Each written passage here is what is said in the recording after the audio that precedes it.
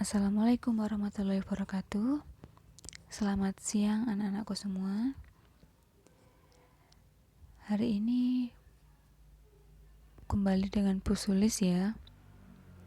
Nanti Bu Sulis harap kalian gak bosen mendengar ceramahnya Bu Sulis, mendengar pelajarannya Bu Sulis, karena dari awal kalian masuk sampai MPLS dan bahkan wali kelas kalian adalah saya sendiri, Bu Sulis. Jadi nanti Bu Sulis harap kalian gak bosen mendengar pelajarannya Bu Sulis nanti. Oke, untuk kelas 10 Bu Sulis ini mengajarkan mapel, simulasi, dan komunikasi digital atau yang sering disingkat dengan SIMDIK. Nah, sebelum kita lanjut ke apa itu SIMDIK, kenapa kita harus belajar SIMDIK? Nah, Bu Sulis jelaskan dulu tujuan pembelajaran hari ini. Jadi nanti setelah kita belajar bersama, diskusi bersama, nanti diharapkan kalian nanti sebagai peserta didik bisa menjelaskan konsep logika, mengurutkan prosedur fungsi-fungsi algoritma sederhana dalam kehidupan sehari-hari, menggunakan perintah berdasarkan fungsi. Oke, sebelumnya Bu Sulis mau tanya nih,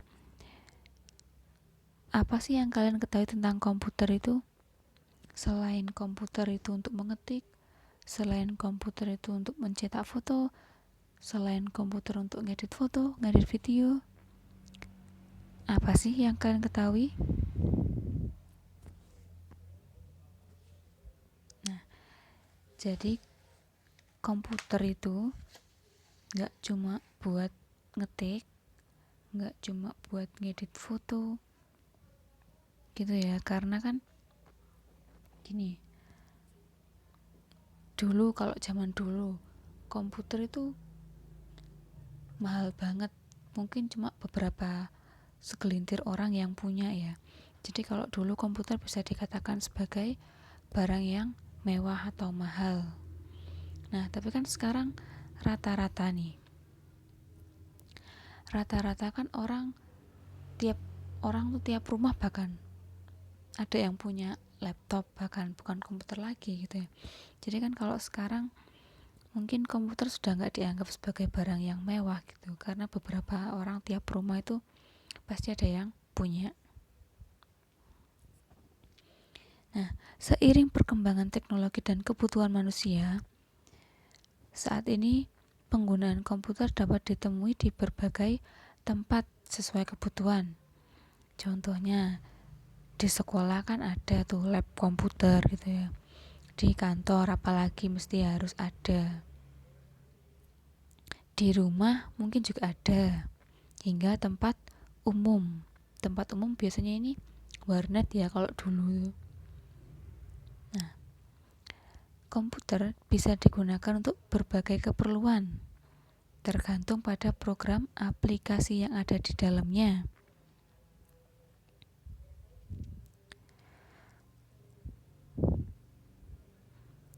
Komputer sering digunakan untuk pengolahan dokumen seperti teks, angka, tabel, dan grafik. Jadi ini untuk membuat laporan, mengetik makalah seperti itu contohnya.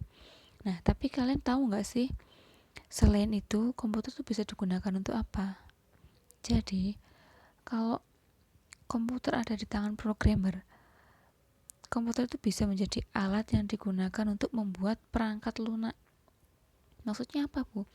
Jadi si programmer ini menggunakan komputer untuk membuat sebuah aplikasi, untuk membangun sebuah aplikasi. Dengan keahliannya, dengan penguasaan bahasa pemrograman yang dimiliki si programmer tersebut, seseorang bisa menciptakan program di komputer dalam pembuatan program komputer, pemrograman tidak lepas dari penguasaan logika dan algoritma yang akan kita bahas hari ini. Nah, itu sekilas pengertian atau pengetahuan untuk kalian tentang komputer gitu ya. Tujuan pembelajaran juga sudah saya jelaskan. Sekarang kita lanjut ke kisi-kisi pelajaran. Untuk materi ini, nanti kita akan mempelajari tentang pengertian logika dan algoritma. Ada juga ciri-ciri, sifat, struktur dasar, dan cara penulisan algoritma. Yang ketiga ada keuntungan pembuatan algoritma. Yang keempat ada beberapa hal dalam pembuatan algoritma. Yang kelima ada notasi algoritma.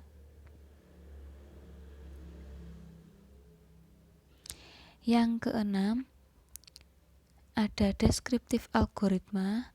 Yang ketujuh ada flowchart. Yang kedelapan ada pseudocode. Nah, dari 8 kisi-kisi ini nanti insya Allah sepertinya akan Bu Sudis bagi menjadi 2. Jadi nanti kita akan belajar ini 2 kali pertemuan gitu ya. Oke, sekarang kita lanjut ke pertama, pengertian logika dan algoritma. Nah, apa sih itu logika? Ada yang tahu nggak?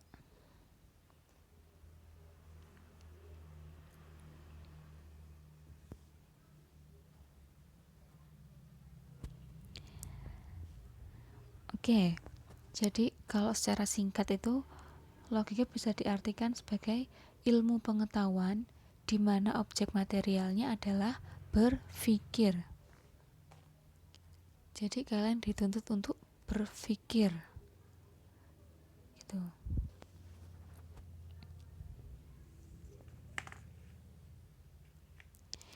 Nah, kalau menurut LKS kalian, logika ini diartikan adalah penalaran atau bentuk pemikiran yang masuk akal, ilmu yang diberikan, prinsip-prinsip yang harus diikuti agar dapat berpikir valid menurut aturan. Nah, logika ini berasal dari bahasa Yunani, yaitu logos, yang berarti ilmu. Jadi kalau disimpulkan, logika ini bisa diartikan sebagai ilmu yang mengajarkan cara berpikir untuk melakukan aksi dengan tujuan tertentu. Gitu ya. Jadi kalian disuruh untuk berpikir. Setelah berpikir kan dituntut untuk melakukan apa yang kalian pikirkan dengan tujuan tertentu. Tujuannya apa? Tujuannya kalau di ini adalah di pelajaran ini atau di SMK ini kalian harus kan dituntut untuk membuat program karena jurusan kalian adalah RPL, rekayasa perangkat lunak, pembuatan program. Jadi nanti kalian harus bisa membuat program seperti itu ya.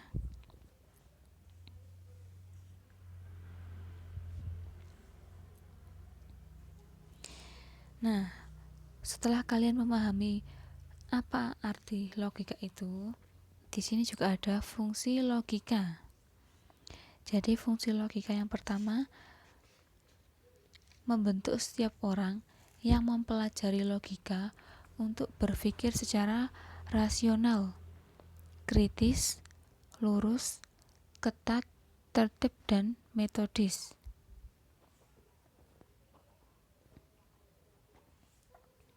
Yang kedua, meningkatkan kemampuan secara format dan objektif. Yang ketiga, menambah kecerdasan dan meningkatkan kemampuan berpikir secara tajam dan mandiri. Memaksa dan mendorong untuk berpikir sendiri menggunakan akses-akses sistematis. Meningkatkan cinta akan kebenaran dan menghindari kesalahan berpikir, kekeliruan, serta kekesatan. kesesatan. Saya ulangi lagi ya. Yang terakhir, mampu melakukan analisis terhadap suatu kejadian. Nah, itu adalah pengertian dan juga fungsi dari logika. Sekarang kita lanjut ke algoritma. Apa itu algoritma? Ada yang tahu nggak?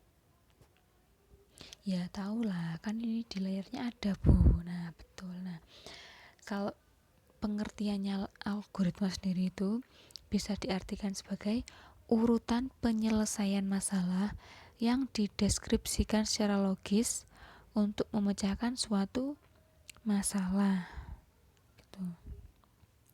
Nah tapi kok di buku beda Bu? Nah coba kalau di buku di LKS kalian, algoritma itu berasal dari nama ilmuwan Arab. Siapa Bu namanya? Oke, ilmuwan Arab itu adalah Abu Ja'far Muhammad Ibnu Musa Al-Huwarizmi. Beliau ini adalah penulis buku Al-Jabar wal Muqabalah, buku pemugaran dan pengurangan. Kata Al-Huwarizmi dibaca orang barat menjadi algoritma. Jadi mungkin orang barat agak susah ya nyebut nama orang Arab gitu, jadi nyebutnya itu algoritma. Terus berubah lagi menjadi algoritma. Dan orang Indonesia diserap dalam bahasa Indonesia menjadi algoritma.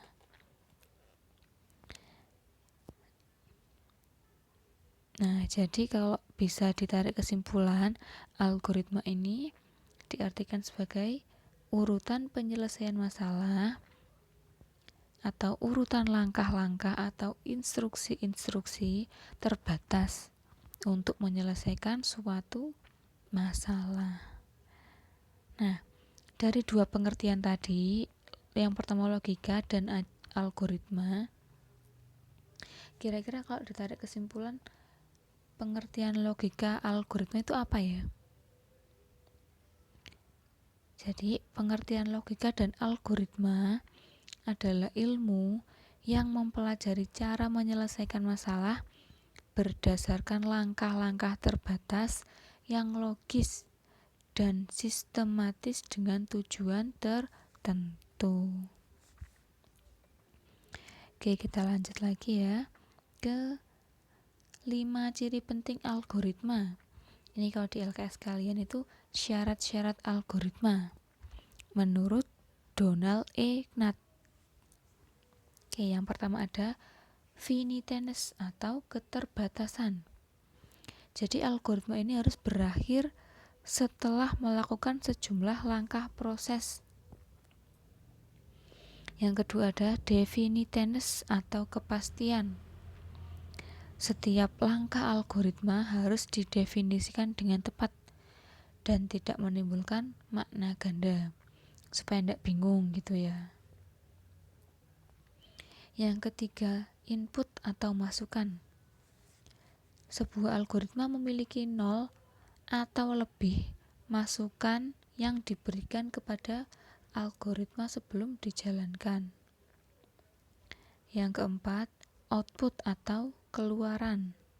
Jadi, setiap algoritma itu memberikan satu atau beberapa hasil keluaran. Ada hasilnya, nggak mungkin nggak ada gitu ya.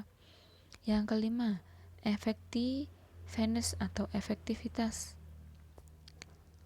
Langkah-langkah algoritma dikerjakan dalam waktu yang wajar gitu ya, efektif.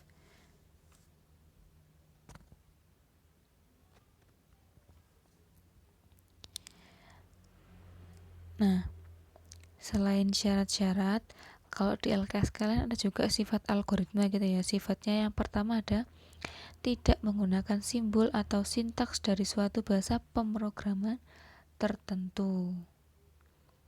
Yang kedua, tidak tergantung pada suatu bahasa pemrograman tertentu.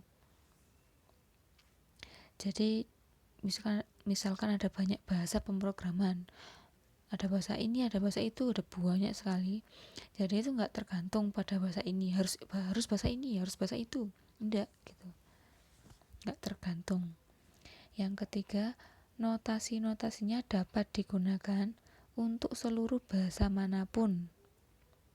Yang keempat, algoritma dapat digunakan untuk merepresentasikan suatu urutan kejadian secara logis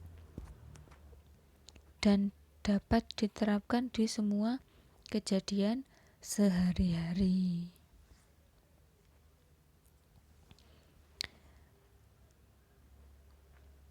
Oke, kita lanjut.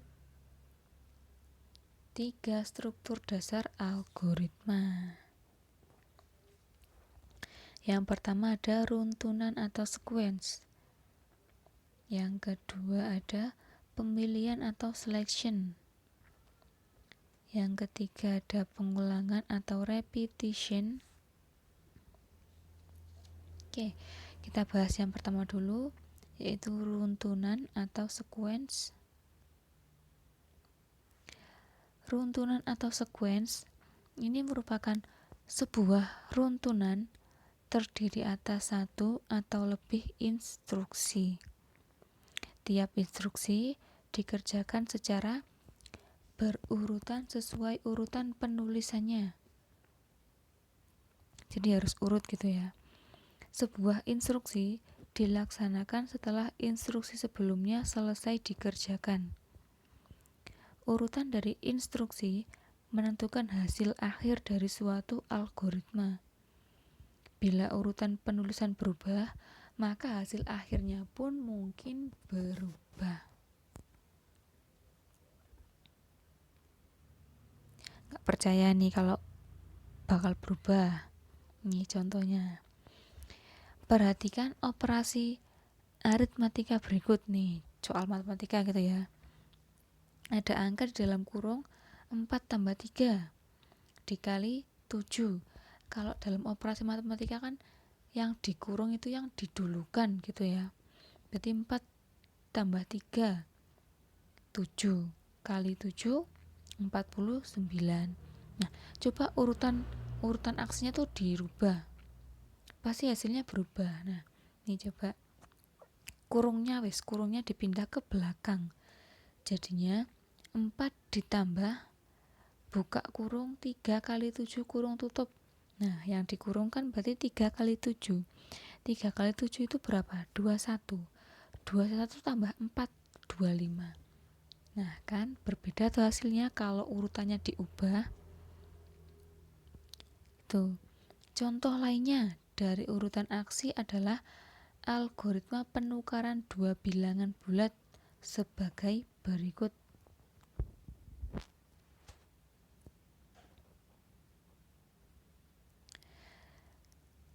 Deklarasi A, B, dan C sebagai bilangan bulat. Jadi ibaratkan ada 3 buah ember ya, ember A, ember B, ember C. Nah, masukkan nilai A dan B, yang A dan B diisi gitu. Terus masukkan nilai A ke dalam C, yang C kan masih kosong, yang diisi tadi kan A dan B. Ember yang C kosong. Nah, ini masukkan nilai A ke dalam C, jadi yang ember A dituang ke ember C. Masukkan nilai B ke dalam A, terus giliran yang B dituang ke ember A.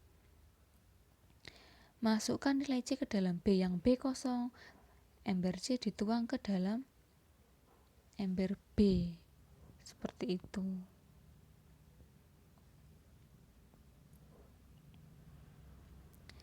Oke, sudah ya.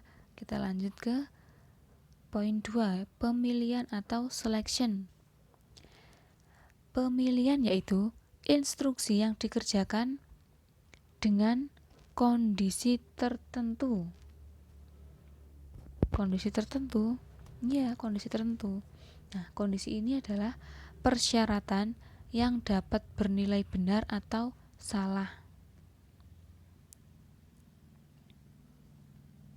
Instruksi hanya dilaksanakan apabila kondisi bernilai benar.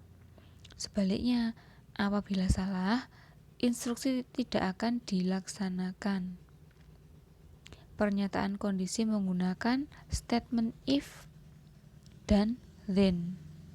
Contoh, menentukan bilangan genap dan ganjil. Coba ini.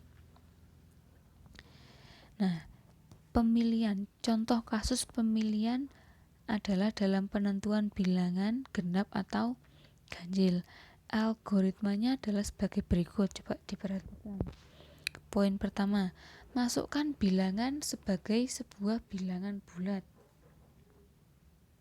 Yang kedua, bagi bilangan dengan angka 2.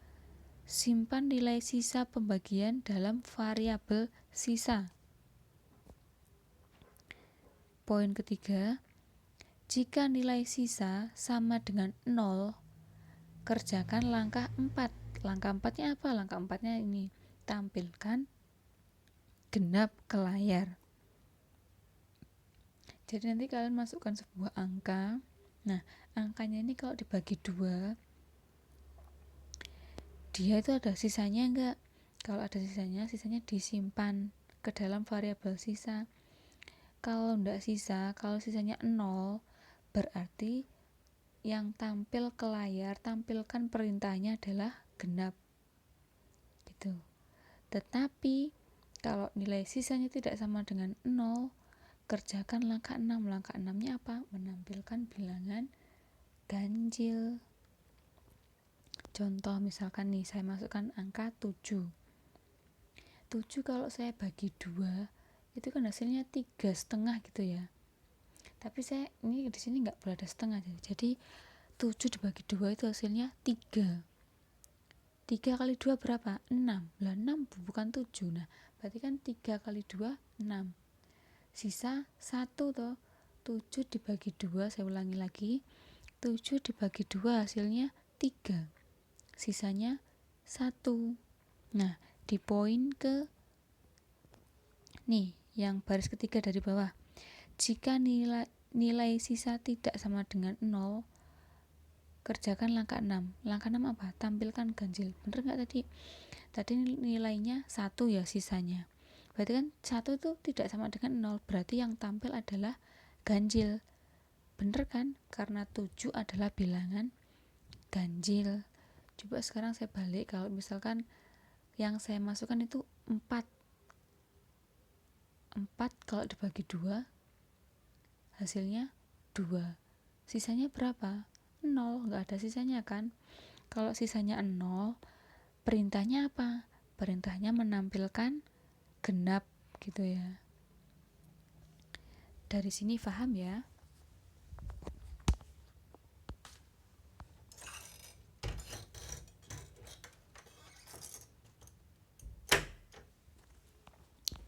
Oke, bisa Bu Sulis lanjut ya.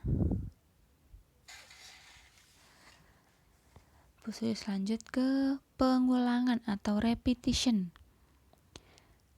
Pengulangan merupakan kegiatan mengerjakan sebuah atau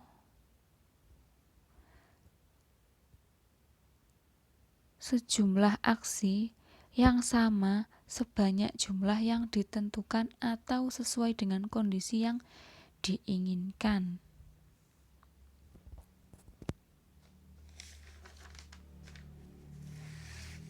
Nah, saya ulangi lagi. Pengulangan merupakan pengulangan sejumlah aksi yang sama sebanyak jumlah yang ditentukan atau sesuai kondisi yang diinginkan. Nah, beberapa statement atau pernyataan pengulangan itu ada. Yang pertama, for to atau do for atau don't to do. Yang kedua ada while bla bla bla do. Yang ketiga repeat bla bla bla until. Jadi ini titik-titiknya ini bisa diisi seperti itu. Tapi untuk yang for to, while, do, repeat, until itu yes pas paten gitu, nggak boleh diganti. Kalau titik-titiknya ini bisa diisi gitu ya. Nah, contohnya menampilkan huruf tertentu sebanyak n kali ke layar algoritmanya sebagai berikut. Yang pertama, deklarasikan variabel huruf untuk menyimpan karakter yang ditampilkan. Jadi kalian tentukan dulu hurufnya. Kalau sudah, deklarasikan variabel n untuk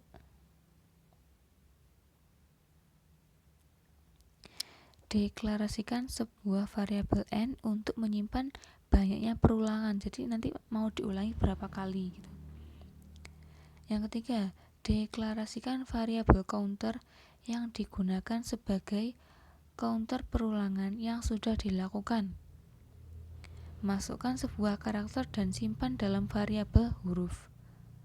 Masukkan banyaknya perulangan yang diinginkan dan simpan dalam variabel n.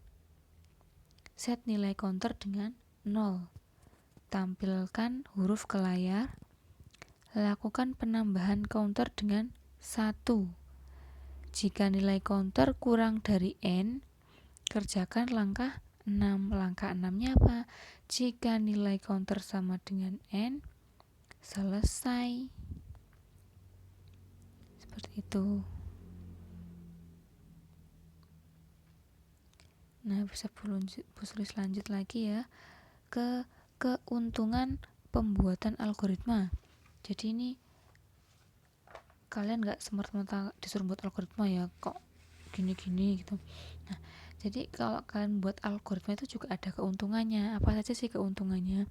Keuntungannya ini ada tidak tergantung dengan bahasa pemrograman manapun. Dapat diterjemahkan ke dalam berbagai bahasa pemrograman. Output yang dikeluarkan pun sama. Nah, itu adalah 3 keuntungan pembuatan algoritma. Tulis lanjut lagi ke beberapa hal yang harus diperhatikan dalam pembuatan algoritma. Gitu ya. Yang pertama, teks algoritma berisi deskripsi langkah-langkah penyelesaian masalah. Tidak ada notasi yang baku dalam penulisan teks algoritma seperti notasi bahasa pemrograman. Setiap orang dapat membuat aturan penulisan dan notasi algoritmik sendiri. Jadi nanti sesuai dengan yang kalian pinginkan gitu. Notasi algoritmik bukan notasi bahasa pemrograman. Algoritma sebenarnya digunakan untuk membantu kalian dalam mengonversi suatu permasalahan ke dalam bahasa pemrograman. Algoritma merupakan hasil pemikiran konseptual.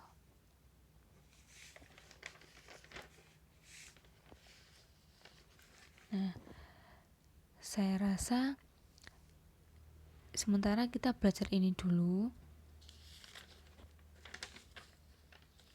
Jadi Bu Sri sudah menjelaskan pengertian logika dan algoritma, syarat-syarat algoritma, penulisan algoritma, dan juga struktur dasar. Ada juga keuntungan dan hal-hal yang harus diperhatikan dalam pembuatan algoritma. Mungkin untuk materi yang lanjutannya Bu Sulis lanjutkan minggu depan gitu ya. Oke, dari sini mungkin kalau kalian ada pertanyaan bisa langsung tanya Bu Sulis di chat Google Classroom ya. Kita kembali lagi ke Google Classroom.